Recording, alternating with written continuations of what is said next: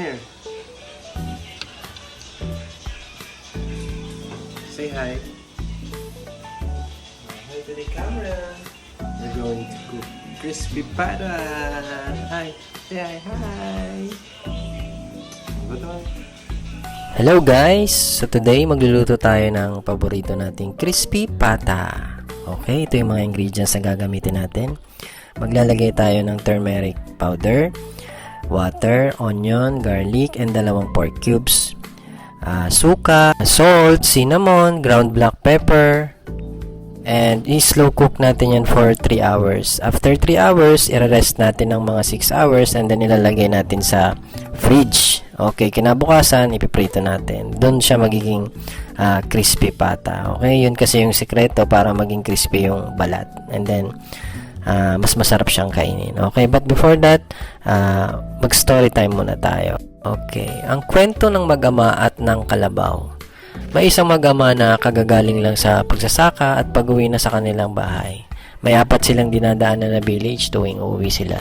Sa unang village na dinaanan nila, may mga chismosa na nakakita sa kanila. Nakasakay ang anak sa kalabaw at naglalakad ang tatay niya. Nag-uusap ang mga chismosa. Grabe yung bata, maghapon na nga nagtatrabaho yung kanyang tatay. Siya pa ang nakasakay sa kalabaw. Narinig ito ng tatay at napaisip, oo nga no, pinababa niya ang kanyang anak at siya ang sumakay sa kalabaw. Sa pangalawang village na nadaanan nila, may mga chismosa ulit na nakatambay. Nakita silang naglalakad. Walang away itong tatay. Yung bata pa talaga ang pinaglakad. Napakabata pa niya para magtrabaho ng ganon. Narinig ulit ito ng tatay at nakumbinsi. Naisip niyang pareho na lang silang sasakay sa kalabaw. Sa pangatlong village, may mga chismosa pa rin. Nakita na naman silang dumadaan at sinabing, kawawang kalabaw, maghapon na nga nagtatrabaho, pati pag-uwi nagtatrabaho pa rin at kinakarga pa ang magamang ito. Mga walang awa. Pagkarinig ng mag-ama, ito, dali-dali silang bumaba at naawa sila sa kalabaw. Maglakad na lang tayong 2 tutoy, sabi ng ama. Sa huling village na daanan nila, may mga chismosa pa rin na nakakita sa kanila at pinagtatawanan sila. Ang engot ng mag-amang ito, may kalabaw na nga at lahat, naglalakad pa rin, ayaw sakyan. Ha ha ha ha. Hindi na nila alam ang gagawin nila nung narinig nila ito.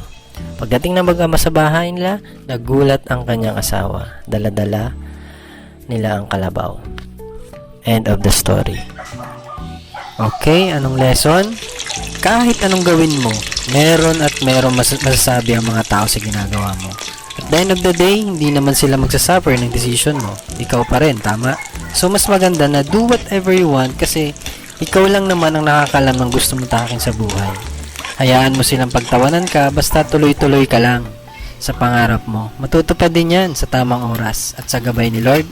In Jesus' name, Amen.